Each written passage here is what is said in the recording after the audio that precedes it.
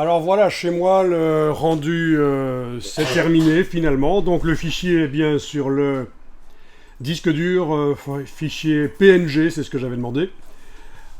Donc c'est pas un fichier très riche, il n'y a pas beaucoup d'outils qui sont dans le fichier pour pouvoir sélectionner les différents objets, mettre du flou sur l'arrière-plan, etc. Donc le fichier PSD, ça aurait été mieux, mais ça aurait pris encore plus de temps. Quoi qu'il en soit, voilà, le fichier est calculé. Il faudrait que je le voie dans Photoshop vraiment pour arriver à apprécier. Vous avez ici au-dessus, hein, dans la partie donc rendu, vous avez ici au-dessus l'option adapter à l'écran qui va le mettre un peu plus grand éventuellement. Quoi qu'il en soit, là je vais vous demander, déjà on va désactiver cette option de rendu rapide. Et dans un navigateur web, vous allez chercher une image. C'est un panorama sphérique qui est donc fait avec un appareil photo en prenant plusieurs photos et en les rattachant ensemble avec un logiciel spécial pour panorama, ou alors avec directement un appareil photo qui fait de la photo sphérique.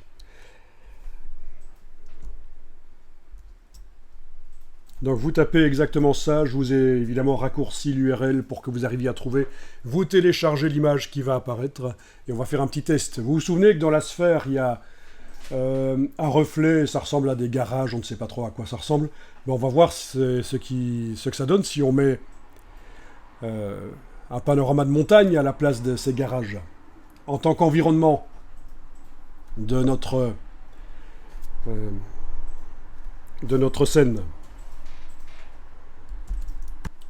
Donc ici j'ai tapé le nom d'une marque qui fait des appareils. Il y en a d'autres qui font ça bien sûr, notamment GoPro, je pense doit avoir ça aussi, et d'autres marques. Mais donc ce sont des appareils qui permettent, vous avez certainement déjà vu ça, de filmer, même en vidéo. Il y a de la vidéo sphérique, vous avez sans doute vu ça sur YouTube. Quand on tourne son smartphone, on voit une partie différente de la vidéo. Donc c'est de la vidéo sphérique ou de la photo sphérique. Donc de chaque côté, il y a un objectif fisheye. Voilà. Donc voilà comment la photo en question ici a pu être faite.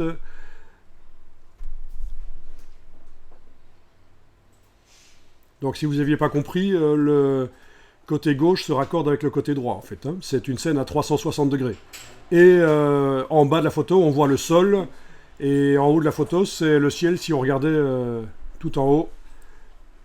Donc c'est vraiment sphérique. Alors normalement, quand on fait de la 3D, l'image qui est reflétée dans la scène doit être de haute qualité, ça doit être du HDRI, High Definition Rendering Imagery, en 4K, en 32 bits par pixel, c'est l'idéal. Donc l'image que nous on va utiliser là, de la montagne, elle ne répond pas à ces caractéristiques. Mais voilà, vous allez voir que chez Adobe Stock notamment, on a des images sphériques, mais je ne suis pas passé par Adobe Stock ici parce que je ne suis pas certain que vous avez accès à tout Adobe Stock. Quoi qu'il en soit, vous voyez qu'on parle chaque fois du HDRI. Si je tape dans Google ici HDRI, voilà, on me propose des centaines d'environnements HDRI gratuits. Voilà, ce serait peut-être à aller creuser ça.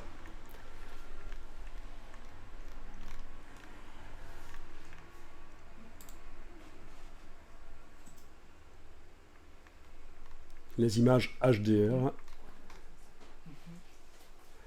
Une image à 360 degrés enroulée autour d'une image ou même d'un modèle 3D à des fins d'éclairage ou d'arrière-plan.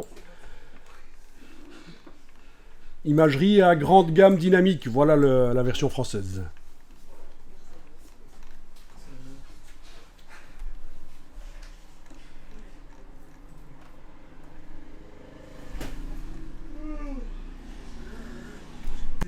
Alors je corrige, hein, c'est pas High Definition comme j'avais dit, c'est High Dynamic Rendering Imagery. Tiens, il y a aussi High Dynamic Range Rendering ici. Oui, c'est le principe qui utilise ces images-là. Ok. Quoi qu'il en soit,